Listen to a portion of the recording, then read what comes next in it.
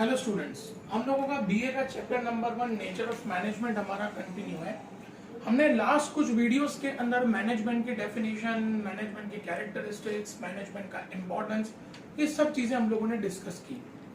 आज हम लोग इन वीडियोस के अंदर मैनेजमेंट के रिलेटेड कुछ इंपॉर्टेंट चीजें डिस्कस करेंगे, जिसमें सबसे पहला है management is considered as science, art and profession. Students, management को हम लोग साइंस भी कहते हैं, आर्ट भी कहते हैं और प्रोफेशन भी कहते हैं। क्यों कहते हैं उसके बारे में पहले हम लोग डिस्कस करेंगे। सबसे पहले मैनेजमेंट को साइंस क्यों कहा जाता है। आप लोगों ने स्टूडेंट्स 10th स्टैंडर्ड तक साइंस पढ़ा। Science is based on some experiments, जिसके लिए बहुत सारा रिसर्च करना पड़ता है। किसी तरीके से मैनेजमेंट के लिए बहुत सारी चीजों का रिसर्च करना पड़ता है, एक्सपेरिमेंट्स करने पड़ते हैं, उसके बाद वो जाके चीजें अप्लाई होती हैं। स्टूडेंट्स, कोई भी चीज जब इन्वेंट होती है ना, तो वो डायरेक्टली कभी इन्वेंट नहीं होती है। उसके पहले कई बार उसके फेलियर्स फेस करने पड़ते हैं, और वो फेलियर्स होने के बाद वो चीज बनती है। आप लोग आज मोबाइल यूज कर रहे हो, तो ऐसा नहीं है कि मोबाइल एक बारी में बन गया था। 100, 150, 200 बार उसको मोबाइल को बना के वो लोग फेल हुए होंगे।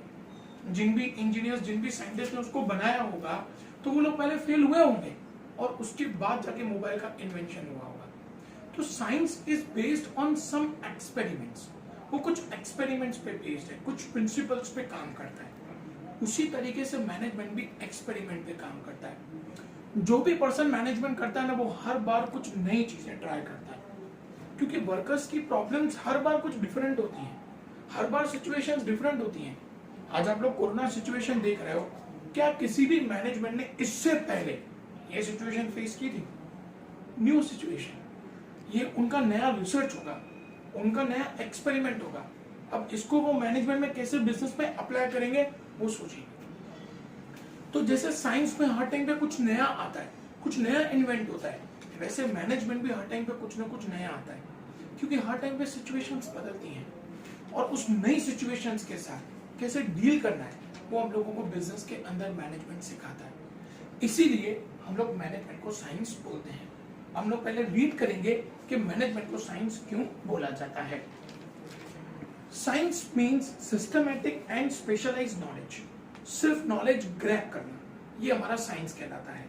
Science is a subject where rules and principles are derived and cause and effect relationship is established. See, cause and effect relationship का मतलब होता है आप किस पर्पस के साथ काम कर रहे हो और उसका क्या इफेक्ट आ रहा है। आज हम लोग बिजनेस को मैनेज कर रहे हैं, उसका एक कॉज है, हमको गोल अचीव करना है, ये हमारा कॉज है। और उसका इफेक्ट क्या आता है? हम लोग जब बिजनेस को बहुत अच्छे से मैनेज करते हैं, तो उसका इफेक्ट ये आता है कि हमारा बिजनेस प्रॉफिट में चलता है, हमारे बिजनेस की रेपुटेशन बढ़ती है। It's a cause and effect relationship. आप एक कॉज के लिए काम करते हो, और उसी कॉज के साथ आप धीरे धीरे उसके इफेक्ट्स जनरेट करते हो। तो जैसे साइंस के अंदर कोई भी एक्सपेरिमेंट किया जाता है, पानी को बनने से पहले उन्होंने कई सारे एक्सपेरिमेंट्स किए, तब जाके उनको पता चला कि H2O, 2 हाइड्रोजन और 1 ऑक्सीजन मिक्स करेंगे तो पानी बनेगा। मैनेजमेंट भी ऐसे अलग अलग पर्पस के लिए अलग अलग एक्सपेरिमेंट करता है, और फिर एक कंक्लूजन पे आता है कि इस प्रॉब्लम के लिए हम इस तरीके का सॉल्यूशन निकालेंगे। Management too has the characteristics of science such as systemized body of knowledge। आपके पास नॉलेज होना चाहिए। आज आपका स्टाफ स्ट्राइक पे चला गया, आपको नॉलेज होना चाहिए कि स्टाफ क्यों स्ट्राइक पे गया है। आपको उसका रिसर्च करना है, और फिर देखना है कि उनकी प्रॉब्लम का कैसे सॉल्यूशन दें, ताकि स्टाफ बिना किसी प्रॉब्लम के अपनी स्ट्राइक को खत्म कर दे। तो स्टूडेंट्स, ये रिसर्च करना पड़ता है, हमको पहले नॉलेज लेना पड़ता है कि हम लोग जो बिजनेस को मैनेज करते हैं, तो ये प्रॉब्लम क्यों आया, पहले उसके बारे में स्टडी करना पड़ता है, उसका नॉलेज लेना पड़ता है, उसके बारे में रिसर्च करना पड़ता है, और फिर हम लोग एक कंक्लूजन पे आते हैं कि इस प्रॉब्लम का ऐसा सॉल्यूशन निकाला जाएगा। Universality, cause and effect relationship. जैसे साइंस में कॉज एंड इफेक्ट रिलेशनशिप है, एक कॉज था पानी बनाना है, उसके लिए कई सारे एक्सपेरिमेंट्स किए गए। तो इसी तरीके से बिजनेस के अंदर इंपॉर्टेंट होता है प्रॉफिट करना, और उसके लिए बहुत सारे एक्सपेरिमेंट्स किए जाते हैं, और फिर उन एक्सपेरिमेंट्स को एक एक करके बिजनेस के अंदर अप्लाई किया जाता है। Based on collection of facts, analysis and experiments, verifiability of the principles etcetera. Verifiability का मतलब होता है कि प्रिंसिपल्स हर बार बदलते रहते हैं टाइम के हिसाब से। कुछ प्रिंसिपल्स एज इट इज रहते हैं। आपके पास बिजनेस में एम्प्लॉइज हैं, ये एक फैक्ट है, लेकिन एम्प्लॉइज की वर्किंग हर बार बदलेगी। आपको नए एक्सपेरिमेंट्स करने पड़ेंगे। आज से 15 साल पहले के एम्प्लॉइज अलग थे, आज 15 साल के बाद एम्प्लॉइज अलग हैं। 15 साल के पहले के एम्प्लॉइज को कंप्यूटर नहीं आता था, आज 15 साल के बाद जो एम्प्लॉइज हैं उनको कंप्यूटर, इंटरनेट, टेक्नोलॉजी बहुत अच्छे से आता है। तो स्टूडेंट्स, ये टाइम के साथ बदलेगा। आपको नए नए एक्सपेरिमेंट्स करने पड़ेंगे कि आपका स्टाफ, आपके एम्प्लॉइज और कैसे निखर सकते हैं और अच्छे से कैसे आप उनका यूटिलाइजेशन कर सकते हो। Like science, management has its own specific principles. Through these principles, coordination of human resource, machine, capital, method, etc. is done. Business में कुछ चीजें हमेशा रहेंगी, कैपिटल रहेगा, मशीन्स रहेंगे, मैन रहेगा, लेकिन उनको कैसे यूज करना है वो हर बार बदलेगा, क्योंकि हर बार टेक्नोलॉजी बदलेगी, हर बार लेबर चेंज होगा। तो एज ए मैनेजमेंट आपको उसके ऊपर एक्सपेरिमेंट्स करने पड़ेंगे कि किस स्टाफ के साथ हम किस तरीके से काम निकलवा सकते हैं। Thus, management is a science. According to Dr. George Terry, science teaches one to know. Science हमको बताता है कैसे चीजों को सीखना है। स्टूडेंट्स, आप जब चीजों को सीख रहे हो, अभी आप लोग मैनेजमेंट सीख रहे हो, ये साइंस है। आने वाले भविष्य में आप जब कहीं पे जॉब करेंगे या आप अपना बिजनेस करेंगे, तब इन सब सीखी हुई चीजों को आप अपने बिजनेस के अंदर अप्लाई करेंगे, तब वो आपका बन जाता है आर्ट। अब हम लोग सेकेंड टॉपिक डिस्कस करेंगे कि management is considered as a art. Students, सिर्फ नॉलेज होना वो हमारा साइंस कहलाता है, लेकिन उस नॉलेज को अप्लाई करना वो आर्ट कहलाता है। सिर्फ आपके पास नॉलेज है ना, तो यू वॉन्ट गेट सक्सेस जब तक आप उस नॉलेज को अप्लाई नहीं करोगे। और जब आप उस नॉलेज को अप्लाई कर रहे हो ना, वो आपको आर्ट कहलाता है। आपने सब कुछ नॉलेज ले लिया, बिजनेस का सब कुछ नॉलेज आपके पास है, लेकिन जब आप बिजनेस कर रहे हो तब आप उस नॉलेज को वहां पे अप्लाई नहीं कर पा रहे हो, तो आपके पास नॉलेज होने का क्या मतलब है?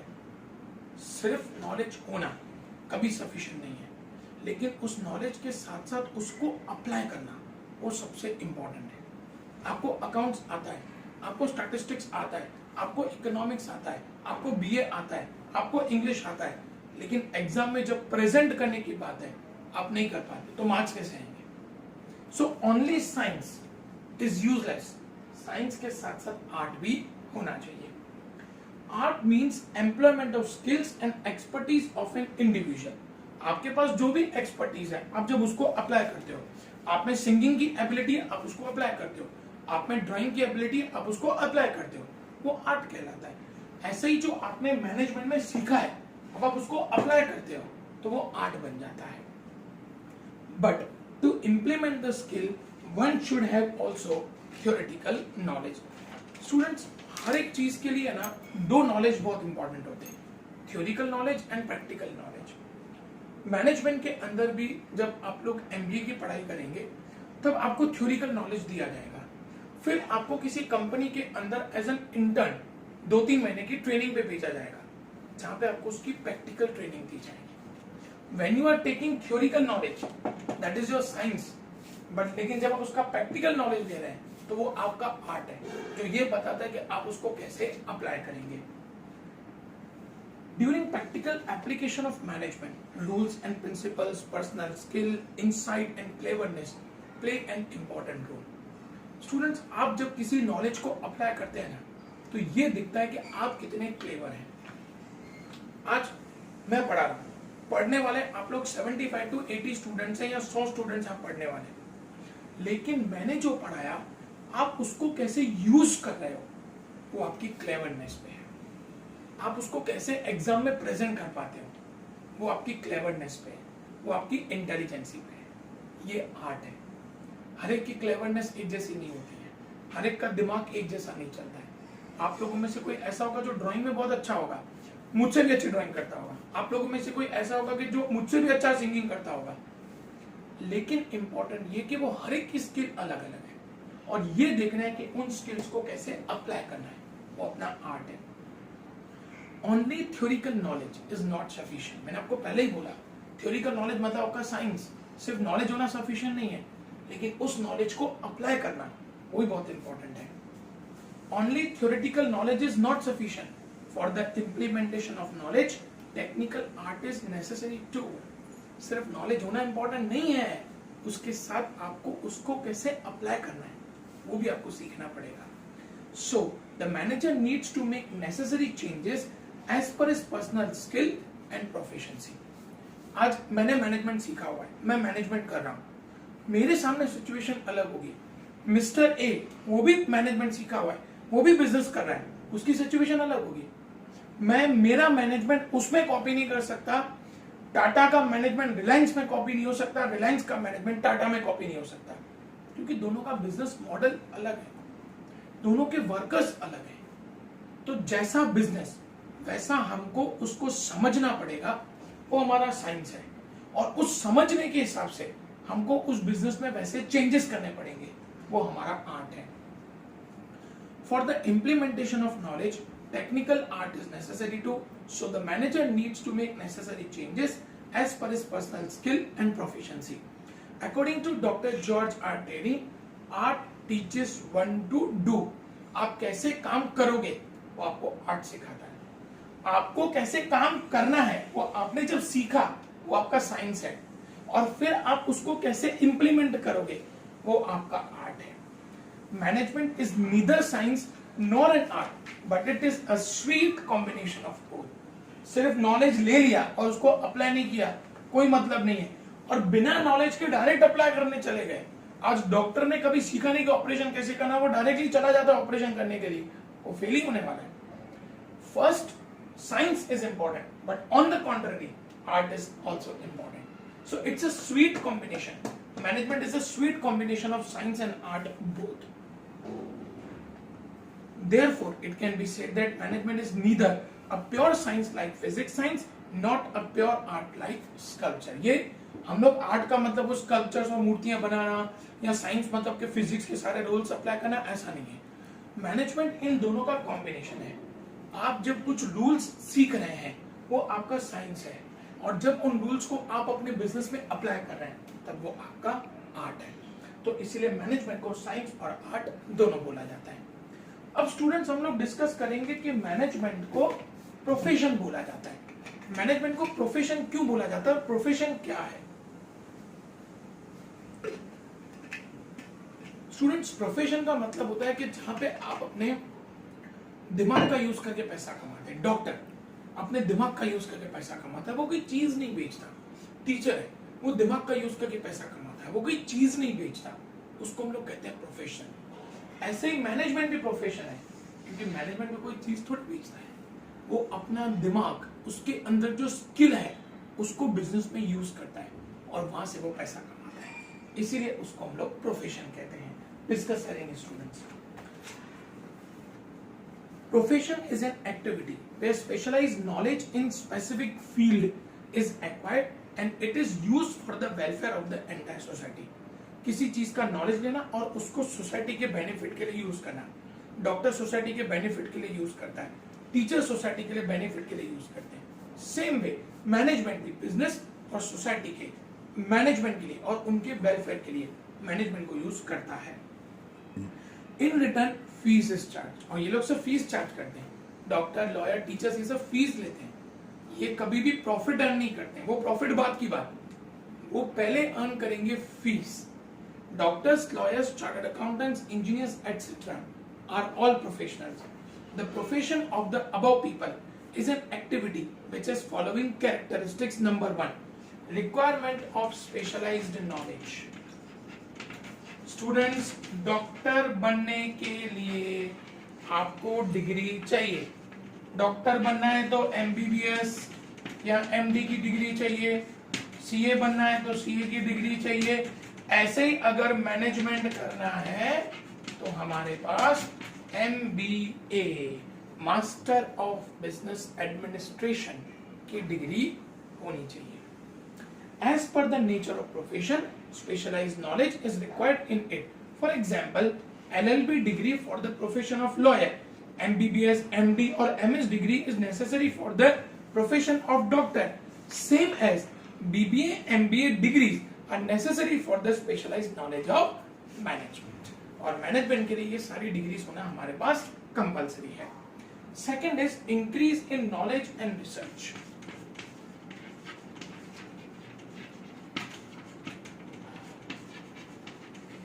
स्टूडेंट्स, प्रोफेशनल हर टाइम पे नई नई चीजों का रिसर्च करता है और वो अपने नॉलेज को ग्रो करने की कोशिश करता है। जब भी आप किसी बिजनेस का मैनेजमेंट करेंगे, मे बी जॉब करेंगे या आप अपना खुद का बिजनेस करेंगे, तो हर रोज एक नई प्रॉब्लम आएगी और आपको रिसर्च करना है कि उस प्रॉब्लम को मैं कैसे सॉल्व करूं, और जब आप उसको सॉल्व करोगे वो आपका नॉलेज का कन्वर्जन दे देगा। तो मैनेजमेंट नई नई चीजों का रिसर्च भी करता है और ये भी देखता है कि उस रिसर्च को हम बिजनेस में कैसे अप्लाई करेंगे। Like other professions in management too, due to experience and training there is increase in knowledge and research. तीसरा, प्रोफेशनल एसोसिएशन। स्टूडेंट्स, जितने भी प्रोफेशनल्स होते हैं ना, जैसे डॉक्टर है तो डॉक्टर्स का एक एसोसिएशन होता है, लॉयर है लॉयर का एसोसिएशन होता है, टीचर्स है टीचर्स का एसोसिएशन होता है। एसोसिएशन मतलब उनका ग्रुप, और वो जो ग्रुप है वो सब मिलके काम करते हैं। ऐसे ही मैनेजमेंट का एक एसोसिएशन है जिसमें कई सारी इंस्टीट्यूट्स हैं जो बच्चों को ट्रेन करती हैं, जैसे IIM आपने नाम सुना हुआ है, Indian institute of management, Nirma institute. ऐसी कई सारी ऑल ओवर इंडिया लेवल पे इंस्टीट्यूट्स हैं, Narsee Monjee institute, Symbiosis, many are there. List बनाने जाएंगे तो 250-300 इंस्टीट्यूट्स हैं जो ऐसे बच्चों को ट्रेन करती हैं, जो बच्चे आगे जाके अच्छा मैनेजमेंट कर सकते हैं। All professionals form their association. Management in the same way has its own association too. It gives education and training of management. ये ऐसी इंस्टीट्यूट है जो बच्चों को तैयार करती हैं। IIM, Indian Institute of Management, imparts management education in India. ये ऐसी इंस्टीट्यूट्स हैं जो बच्चों को मैनेजमेंट का नॉलेज देती हैं, बच्चों को मैनेजमेंट के लिए तैयार करती हैं। It is working at national and international level.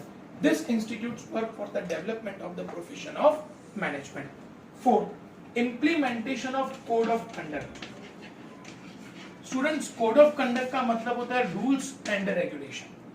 हर एक एसोसिएशन के रूल्स एंड रेगुलेशन है। डॉक्टर्स की एसोसिएशन है, उनके रूल्स एंड रेगुलेशन है। लॉयर्स की एसोसिएशन है, उनके रूल्स एंड रेगुलेशन है। कोड ऑफ कंडक्ट का मतलब होता है रूल्स एंड रेगुलेशन। तो मैनेजमेंट की जो एसोसिएशन है उनके भी रूल्स एंड रेगुलेशन है, और हर एक मैनेजमेंट के पर्सन को उन रूल्स एंड रेगुलेशन पे काम करना पड़ता है। Each of the professional associations frame code of conduct for its members.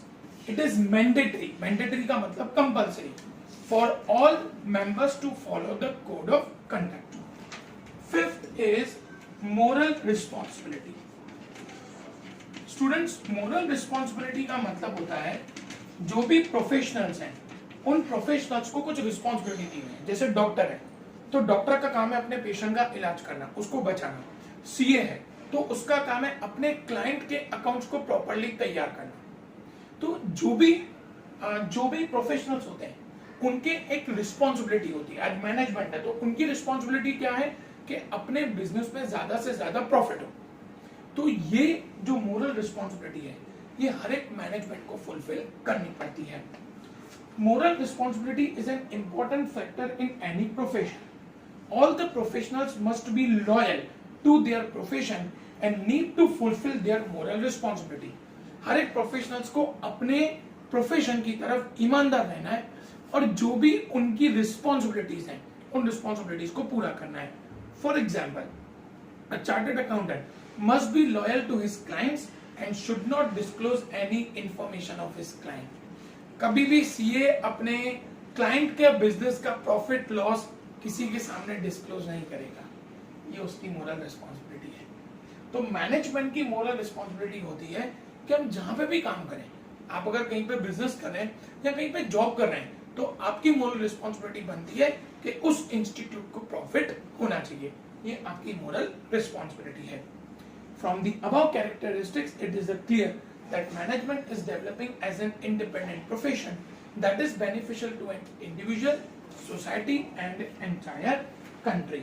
So student, आज के वीडियो में हम लोगों ने डिस्कस किया कि मैनेजमेंट को हम लोग साइंस, आर्ट एंड प्रोफेशन तीनों बोलते हैं। साइंस क्यों? क्योंकि यहाँ पे आप नॉलेज ले रहे हैं। आर्ट क्यों? क्योंकि आप उस नॉलेज को अप्लाई कर रहे हैं। और प्रोफेशन क्यों? क्योंकि यहाँ पे आप दिमाग का यूज करके पैसा कमा रहे हैं, इसलिए उसको प्रोफेशन बोला जाता है। रेस्ट टॉपिक्स हम लोग नेक्स्ट वीडियो के अंदर डिस्कस करेंगे। Thank you everyone.